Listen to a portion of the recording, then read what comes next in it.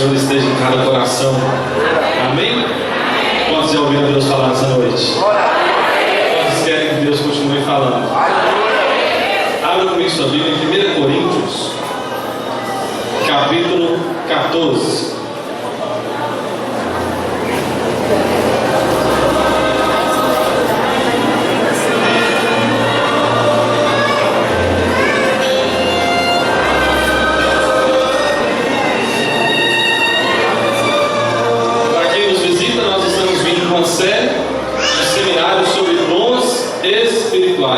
Amém?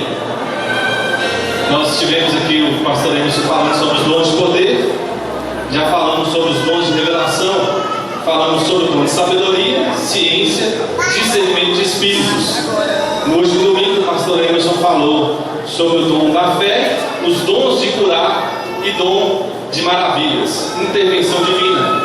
Hoje nós falaremos sobre os dons de inspiração, que é falar em línguas estranhas, interpretação das línguas e profecia. E que Deus seja louvado, porque eu nunca senti tanto peso com a responsabilidade. E o pastor ainda falou comigo que não estaria aqui hoje. Coisa que é mais difícil, né, Zé? Porque é falar da teoria no assunto que meu pastor é doutor na prática. Então, vamos pedir a Deus graça, né? Que Ele possa nos usar. Amém? E eu creio que você vai sair daqui edificado sobre os dons espirituais.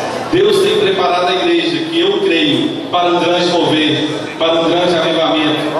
Falar de dons espirituais é tornar-nos um pouco mais espirituais. Quanto mais nos afastamos da nossa carne, quanto mais sufocamos o homem carnal que existe dentro de nós, e quanto mais nós nos aproximamos de Deus, nós crescemos de forma espiritual. Amém? 1 Coríntios, capítulo 14. Quem achou, diga: eu vou morar no céu. Quem não achou, diga: eu também. 1 Coríntios, capítulo 14.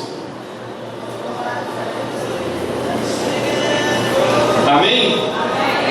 Diz assim, a partir do versículo 1: segui o amor e procurai com zelo os dons espirituais, mas principalmente que profetizeis, pois quem fala em outra língua não fala a homens, senão a Deus, visto que ninguém o entende, e em espírito fala mistérios.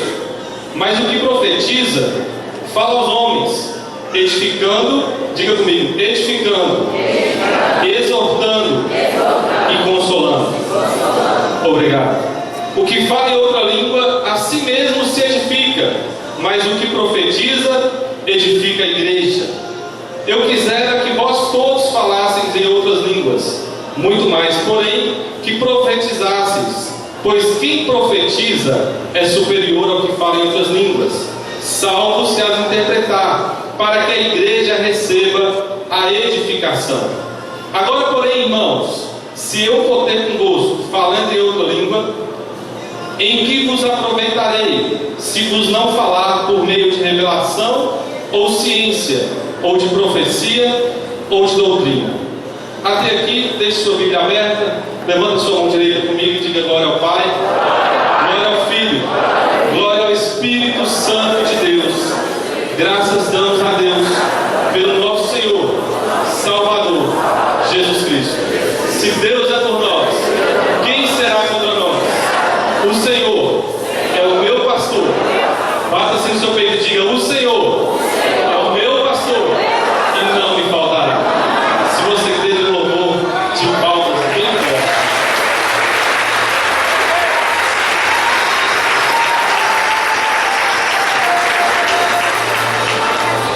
Quando nós falamos de dons espirituais, nessa série que a gente tem vindo ministrando, nesse seminário, fica difícil se você não tiver fé para entender. Porque falar das coisas espirituais só se entende espiritualmente. E nós temos uma briga dentro de nós, que existe um homem natural, aquele que não entende as coisas do Espírito, mas existe um homem espiritual, aquele que tudo discerne. E Paulo diz que por ninguém ele é discernido. Existe uma guerra dentro de nós, que é chamada por Paulo de homem exterior, e é chamada também de homem interior. E ele diz: olha, ainda que o homem exterior ele se corrompa,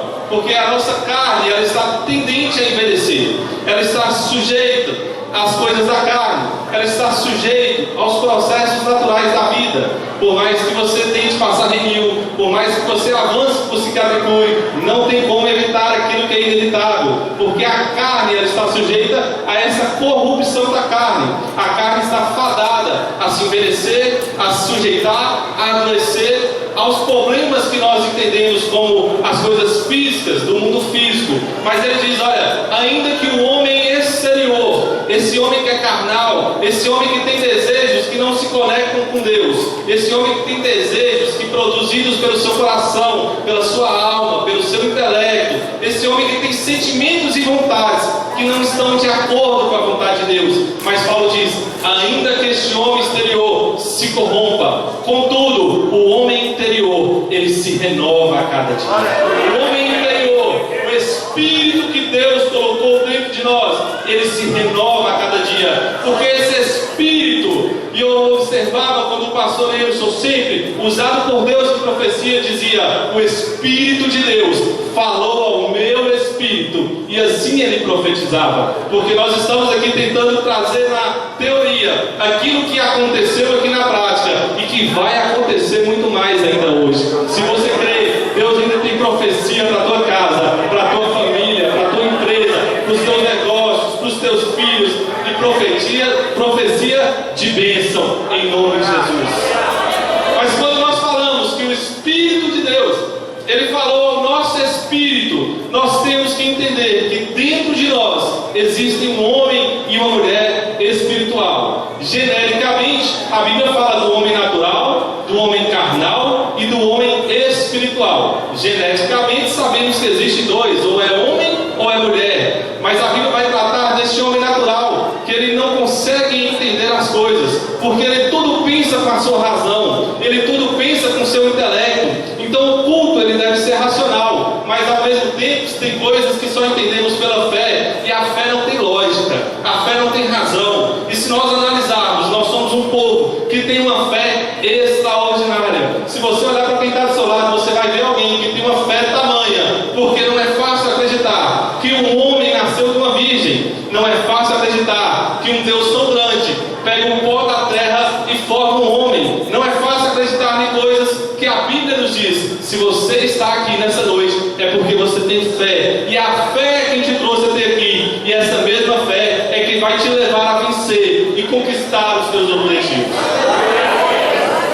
Deus vai dizer que é necessário que aquele que se aproxima de Deus creia que Ele exista e que Ele é galardoador daqueles que o buscam. É Deus também que vai dizer que sem fé é impossível agradar a Deus. E eu estou na minha introdução, e por que eu falo isso? Porque falar de línguas estranhas, tem gente que às vezes olha, percebe alguém falando em línguas estranhas e diz, olha, isso é coisa da carne, isso é emoção, isso é psicológico, isso é coisa produzida pela mente, é coisa que imita outro, é porque viu o outro fazer e está repetindo aquilo que o outro fez. Sabe por que isso? Uma falta de fé. O homem natural, ele não discerne as coisas espirituais. E essa falta de fé produz uma barreira, produz um bloqueio, que não deixa com que ele também fale em línguas estranhas. Porque ele quer entender por meio da razão, por meio da lógica, como que as coisas acontecem, como que Deus pode falar no Espírito. Para que você entenda isso, você tem que entender que Deus te criou, e você tem três composições. Você é corpo, alma e espírito. Tessalonicenses, no capítulo 5, vai dizer, olha, que o vosso Deus vos santifique em tudo, no vosso corpo, na vossa alma e no vosso espírito. Então nós temos que entender que nós temos um corpo. Gênesis capítulo 2, versículo 7 diz que Deus pegou o pó da terra e fez o homem, soprou nele o fôlego de vida, e agora o homem passou a ser uma alma vivente. O que Deus quer dizer com isso? Que o nosso corpo é a nossa casa. A Bíblia vai chamar esse corpo de casa. E essa casa serve para quê? Para habitação. Nós temos o nosso espírito humano, que agora com fôlego de vida produz em nós uma alma que tem sentimentos, que tem vontade. É por isso que você tem desejos, é por isso que você tem vontades, porque você tem alma. Amém? Amém. Quantas almas me ouvem essa noite? Se você está conseguindo entender, dá um amém, por favor. Eu estou tentando subir para o primeiro céu, para quem sabe a gente ir no terceiro nessa noite. Se você não estiver entendendo, eu vou entenda, né? O texto que eu acabei de ler diz isso: é melhor que dizem 5 palavras que o povo entende do que 10.000 que não vão entender. Então nós temos um corpo, essa matéria, e dentro desse corpo há um espírito, o espírito humano, aquele espírito que Deus soprou e você tem um chamado fôlego de vida, que você só está aqui por causa dele, que se Deus tirar, você já não existe mais. E agora você tem uma alma, e os seus desejos, os seus sentimentos, tudo que você quer está na sua alma. Assim como pensei na minha alma, assim aconteceu. Provérbios diz assim o sábio Salomão: porque de tudo que deve se guardar, guarda o seu coração, porque é dele que procede as fontes de vida e de morte. Esse coração, até quer dizer, guarda os seus desejos. E essa sede dos sentimentos é a alma. Então o que eu quero te explicar, que quando a sua carne ela tem tendência para os seus desejos, você opera então os chamados obra da carne. Mas quando a sua carne tem tendência para as coisas espirituais, você produz então o fruto do Espírito, os dons espirituais. Você produz aquilo que é espiritual. Paulo vai dizer que nós temos uma luta, porque a nossa carne ela quer pender para as coisas desse mundo, mas o nosso espírito quer pender para as coisas espirituais.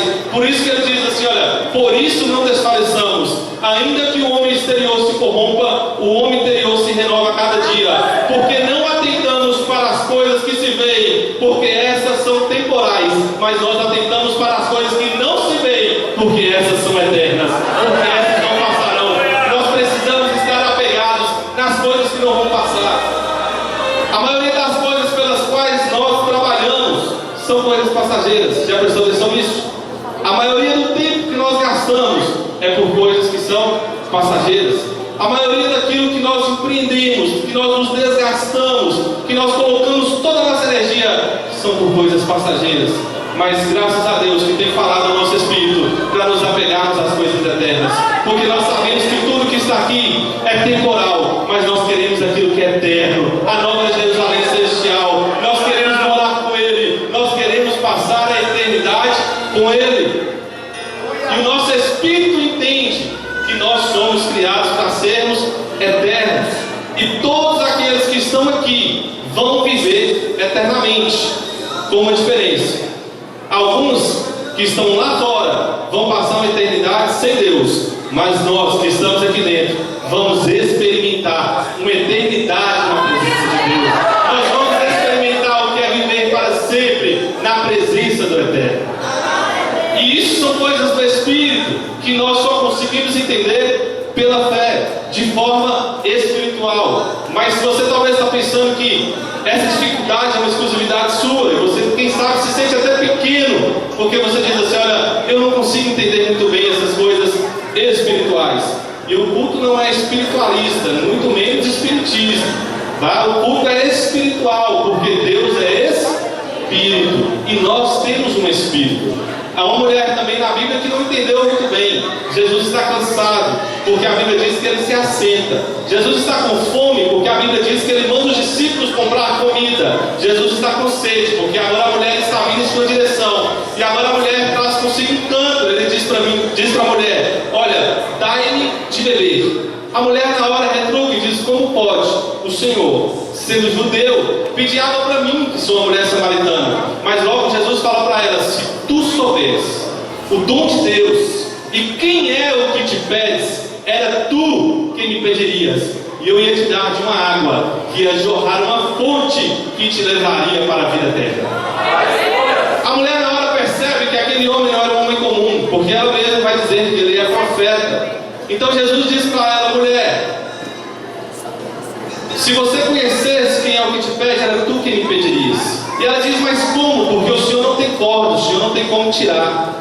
Mas ela não entendeu que não era uma água física. Jesus falava de uma água Está vendo como aquela mulher também tinha dificuldade de entender as coisas espirituais? Então ela muda a conversa, como quem parece que é um crente frustrado, um crente que está desviado. Ela diz: olha, os meus pais diziam que aqui é o lugar de adorar, mas vós dizeis que é lá em Jerusalém. Então ela pergunta para Jesus: onde é o lugar certo de adorar? É aqui em Samaria ou em Jerusalém? Jesus então diz para ela: você não está entendendo, porque a adoração não é no templo, porque Deus é Espírito, e importa que os que adorem, adorem em Espírito, e é estes que o Pai procura, verdadeiros adoradores, que adorem a Ele em Espírito e em verdade. Até a nossa adoração é algo espiritual, porque quando nós cantamos por cantar, quando nós entoamos louvores, quando nós apenas abrimos a nossa boca e acompanhamos o ministério de louvor, é o que Jesus disse: olha, esse povo me honra com os lábios, mas o coração deles está longe de mim. Porque até a nossa adoração é algo espiritual. E agora Jesus diz para ela: Deus é Espírito, quem adora tem que adorar em Espírito. Então agora nós lemos o texto, e eu saio da minha introdução e começo a dizer para você que Paulo está dizendo no versículo 2: quem fala em outra língua não fala a homens, senão a Deus, visto que ninguém me entende, e em Espírito ele fala mistérios. Quando Deus forma esse homem do pó da terra, sopra nele o fôlego de vida e coloca nele o Espírito, nós temos parte de Deus que está dentro de nós. Você não entende porque você tem um vazio que ninguém preenche, você tem uma tristeza que ninguém consegue completar essa alegria, você tem um sentimento que não sabe de onde veio, para onde vai, aonde vai chegar. Sabe por quê? Você tem que entender que Deus tem um pedaço dentro de você, que esse fôlego de vida que Ele te deu não te pertence, é dele, e que o Espírito saiu dele, de dentro dele para dentro de você. E quem fala em outras línguas então? Fala em Espírito. Diga para o seu irmão: olha, é por isso que ninguém entende.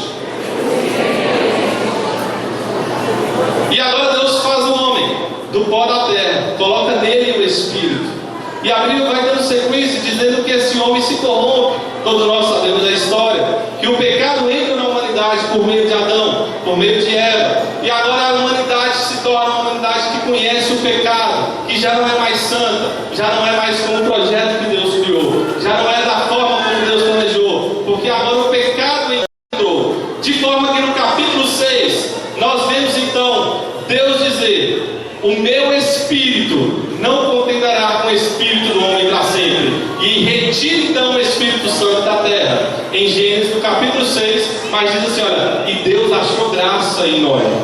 Então Noé foi um homem agraciado por Deus, vem um dilúvio, daí para frente o Espírito sobe de volta. Quantos me entendem, diga amém.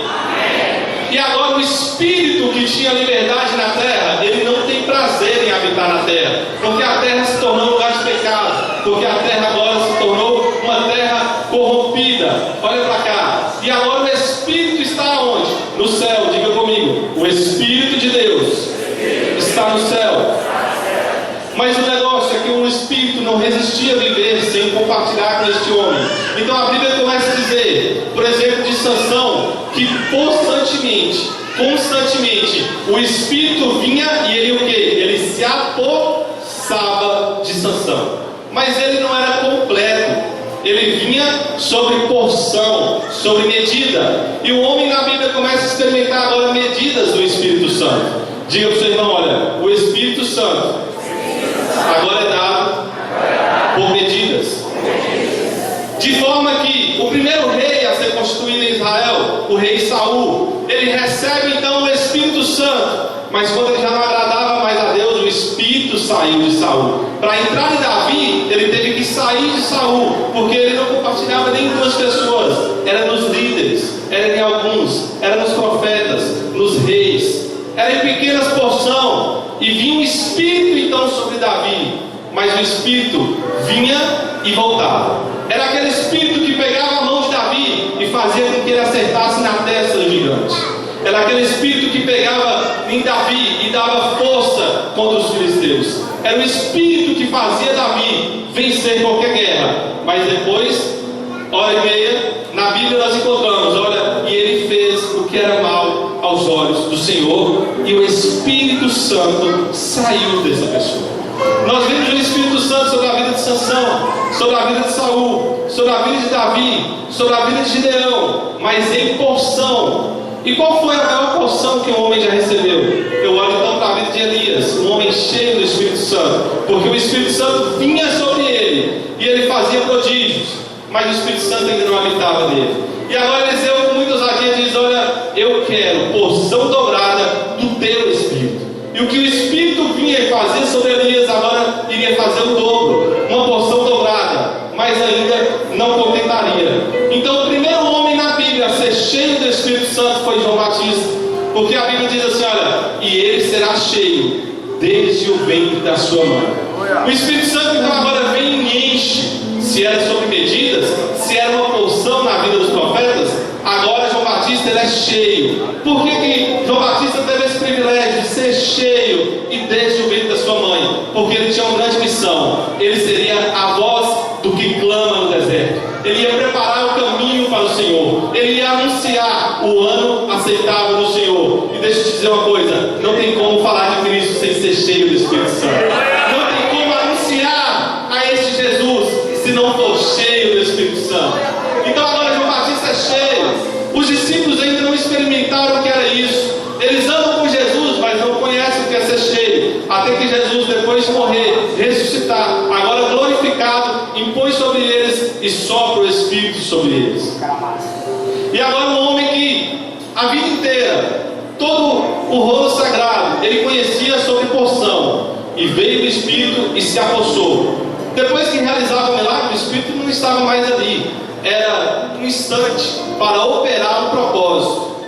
Então agora nós vemos na Bíblia que Jesus está partindo e Jesus dá uma comissão para os discípulos. E ele diz: olha, ficai em Jerusalém até que do alto sejais revestidos de poder. Abre sua Bíblia comigo em Atos, capítulo 2.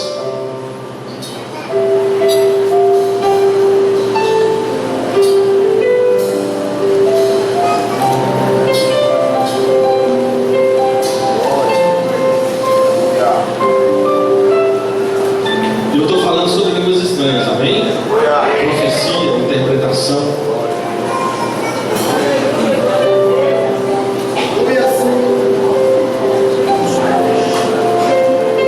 Atos capítulo 2 diz assim: ao cumprir-se o dia de Pentecostes, estavam todos reunidos no mesmo lugar, e de repente veio do céu um som como um vento impetuoso, e encheu toda a casa onde estavam assentados.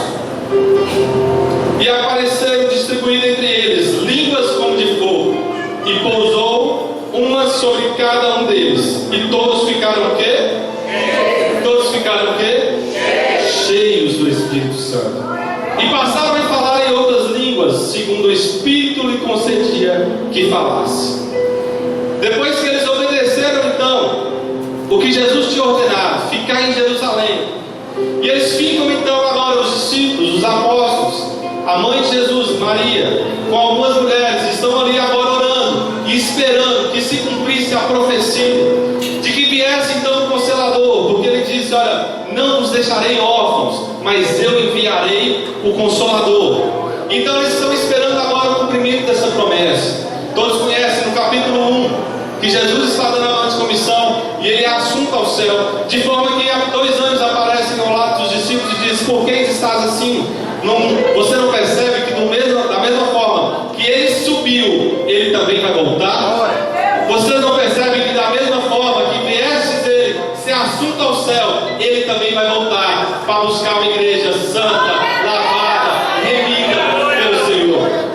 Nós cremos que ele vai voltar. Quantos creem junto comigo? Então glória a Deus. E no capítulo 2 nós vemos então que eles estão obedientes.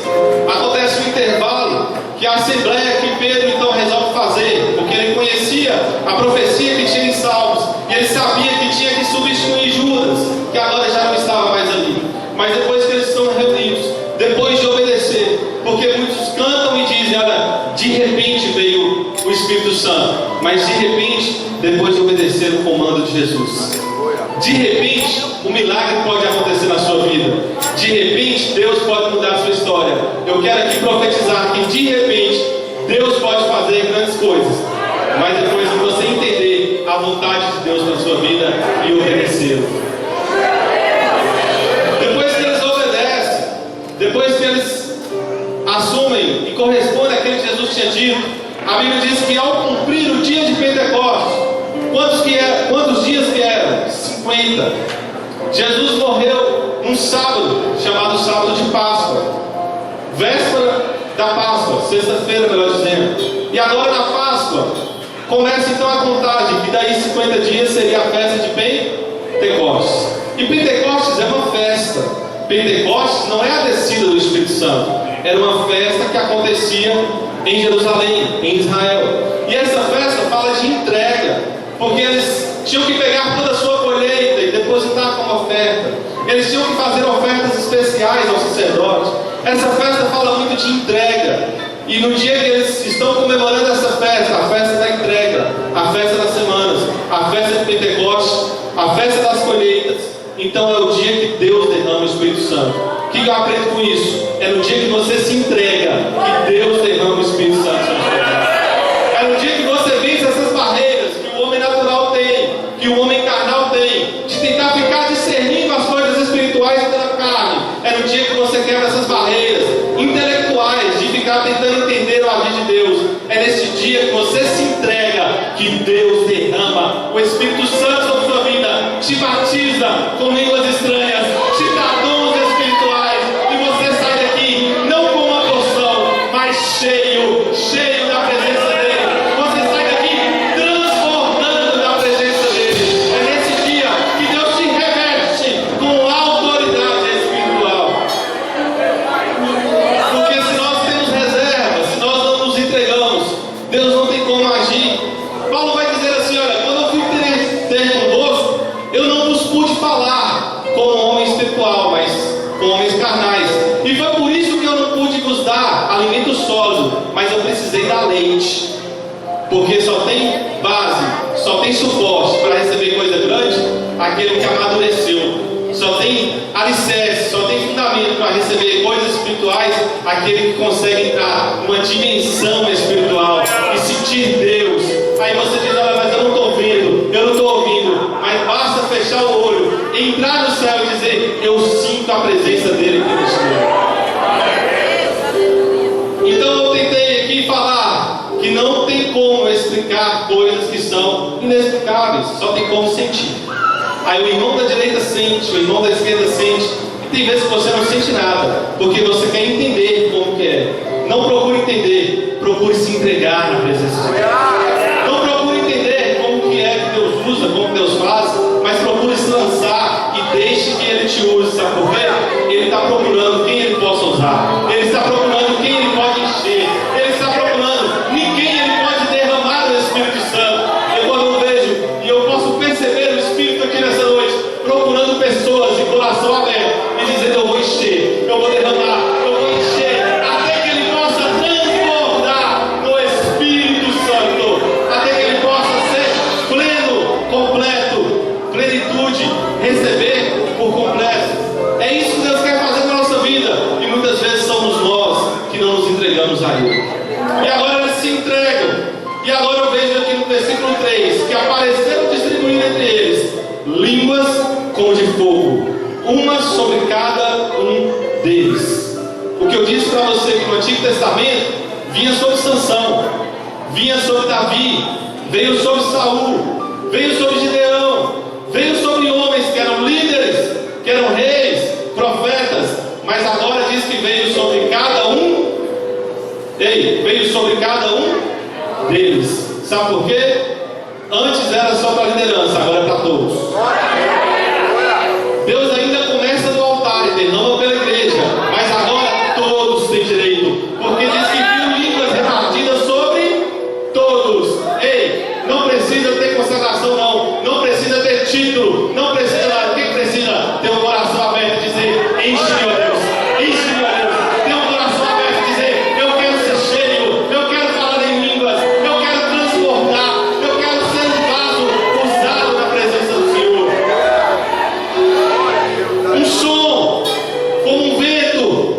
Temos visto muito barulho, sim ou não? E é verdade que o avivamento produz barulho, porque diz aqui que vem um som. E eu creio que o avivamento ele traz barulho, mas não é barulho de gente vazia, é barulho de gente cheia. Eu creio que este som vai vir. E tem como você esconder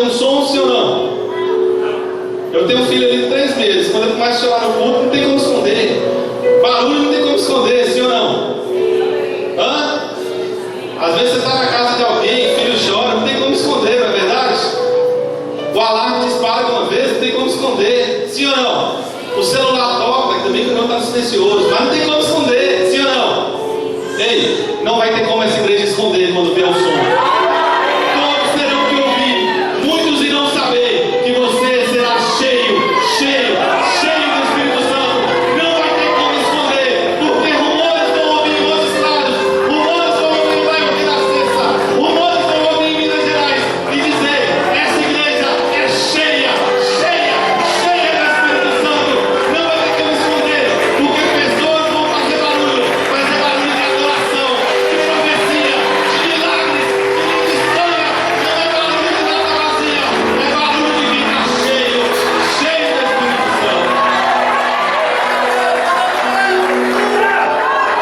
É a Bíblia quem diz que produziu um som como um vento impetuoso que encheu toda a casa onde todos estavam assentados, e começaram a falar línguas estranhas. Todos ficaram cheios do Espírito Santo.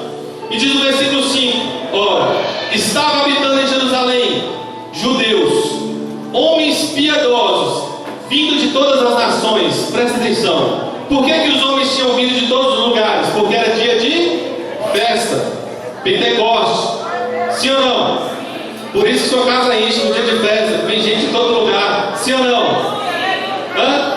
Até eu, se me convidar, eu vou na festa da sua casa. Amém? Dia de festa, a casa estava cheia. Vem judeus de todos os lugares. Versículo 6 diz: quando, pois, se pôs a ouvir aquela voz, afluiu a multidão, que se possuiu de perplexidade, porquanto cada um ouvia falar na sua própria língua. Presta atenção, versículo 7.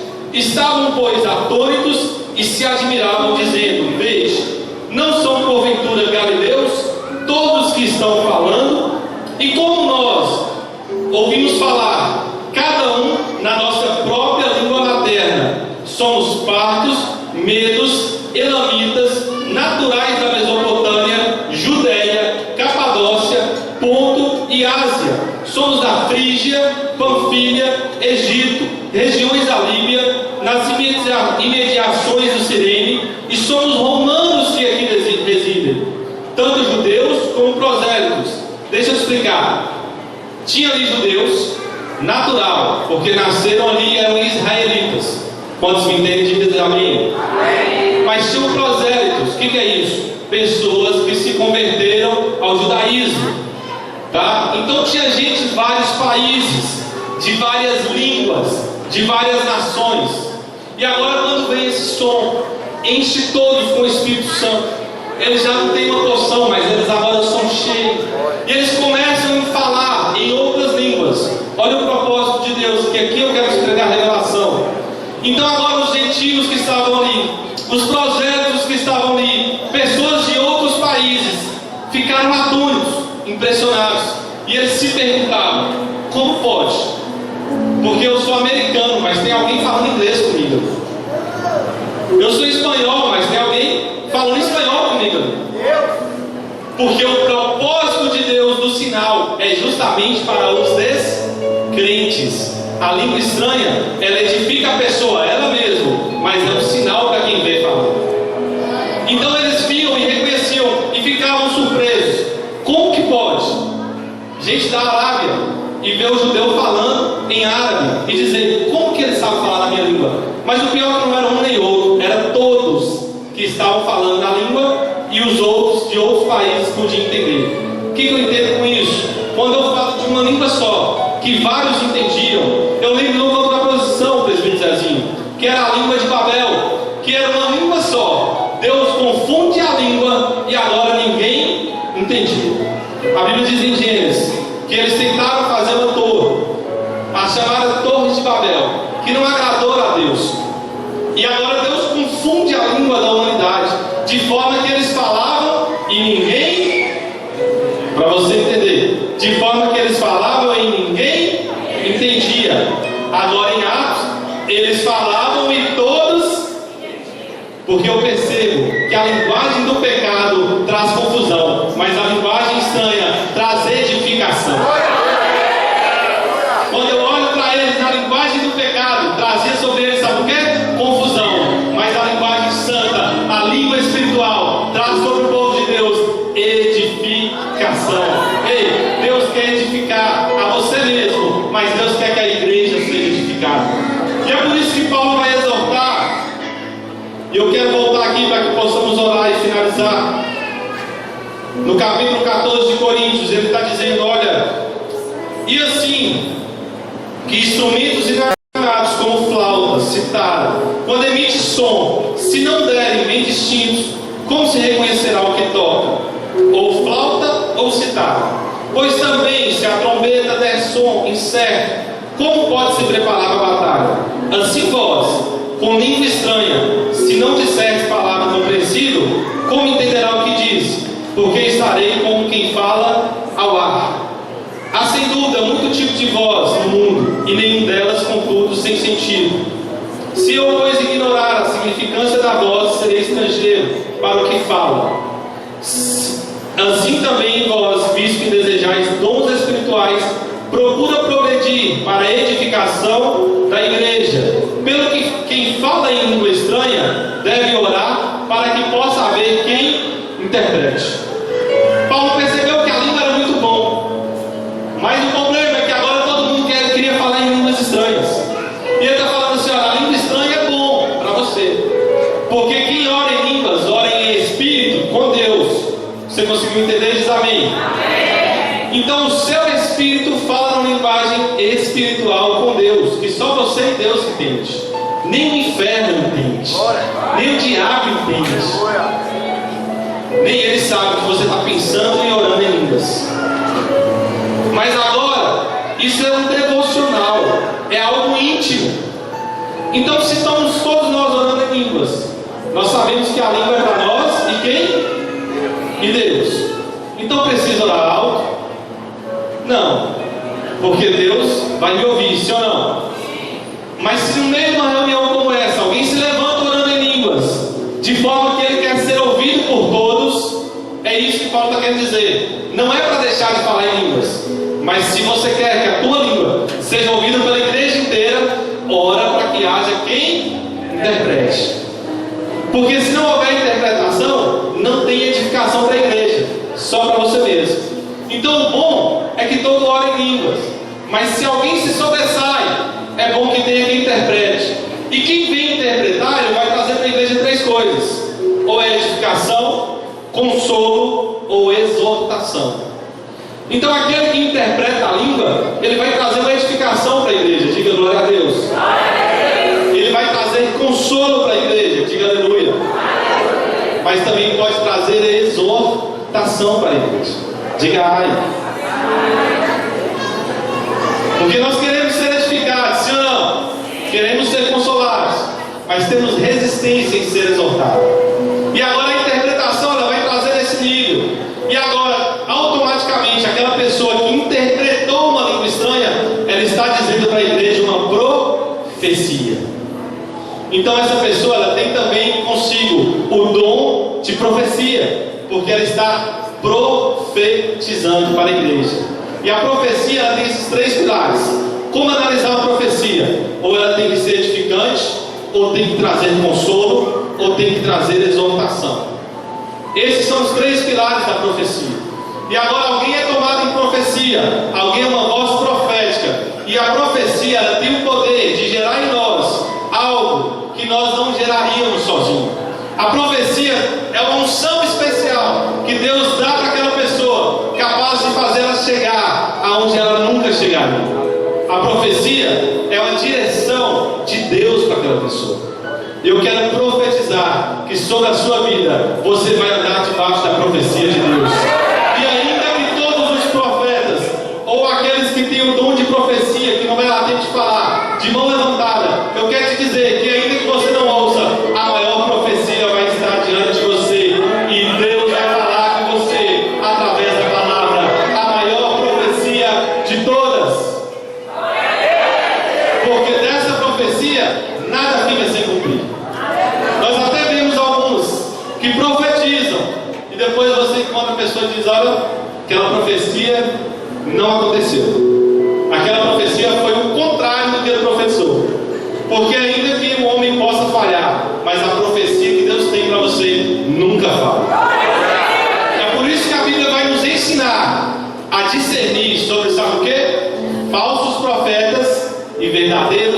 profetas.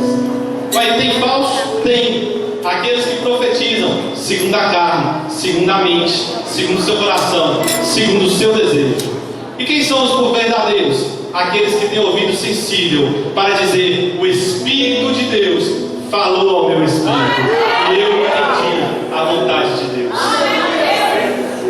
Atos 2, festa de Pentecostes, um som, um movimento, línguas repartidas, e todos ficaram cheios do Espírito Santo. Eu quero orar só com aqueles que creem que Deus ainda enche com o Espírito Santo. Eu quero que se coloque de pé e eu quero orar só com aqueles que acreditam que Deus ainda derrama dons espirituais. Porque a Bíblia diz que viu línguas repartidas como que de fogo. E esse fogo aqui não é juízo. Alguns tentam dizer que o Espírito Santo e fogo pode ser juízo. Amém. Mas esse fogo aqui é o Espírito Santo. O símbolo dele também é fogo. Sabe por quê? Ele nos queima, ele nos purifica. E a Bíblia vai te chamar, sabe de quê? Ouro. Você é precioso. Mas o ouro, para brilhar, precisa ser refinado, purificado. Jesus vai dizer assim: olha, Deus não nos tem dado espírito por medida. Talvez você ainda pede porção. Esse tempo já passou. Agora é o momento, sabe de quê? Ser cheio do Espírito. Se você dizer: Deus, me dá uma porção, amém. Quem sou eu, né? É a vontade sua com Deus. Mas se você quiser nessa noite, Ele te enche. Ele derrama até que você transborde. Ele inunda o seu coração. E você vai falar em línguas estranhas. E se você quiser, você vai interpretar línguas estranhas. Mas eu vou ficar no versículo que o pastor leu no início do culto. Agrada-te do Senhor, e Ele satisfará os desejos do teu coração. Deus, eu tenho o desejo de ser cheio, de ter dons espirituais, de curar, de revelar, dons de sabedoria, de ciência, dons de maravilhas. Agrada ao Senhor. Agrada ao Senhor, e Ele satisfará os desejos do teu coração. Porque dom não tem como dizer qual é o dom que Ele vai te dar. Porque Coríntios no capítulo 12 diz assim: olha, Ele dará a cada um como Ele quer, para a edificação da igreja. Então quem dá é Ele, o dom é dele, e Ele dá a cada um como Ele quer, do jeito que Ele quer, da maneira que Ele quer, e ninguém tem nada a ver com isso. Se Deus te batizar e você sair daqui hoje falando em línguas estranhas, ninguém pode te impedir. Sabe por quê? Deus é soberano, Ele entrega para quem Ele quer, Ele confia em quem Ele quer, Ele derrama sobre quem Ele quer. Ah, mas é eis isso, eis aquilo, Ele fez, Ele aprontou. Quem olha para o passado é o diabo. Deus olha para o teu futuro. Deus olha para o teu futuro. Não importa quem você foi, o que importa é o que Ele quer que você seja daqui para frente. Não importa o que você fez no passado, o que importa é o que Ele quer que você vai fazer no futuro. Porque dom não é por mérito, não é pelo tanto que eu tenho ofertado, dizimado, não. Até quiseram comprar e disse sobre Paulo: olha, quanto você quer? Você quer vender o dom? Porque viu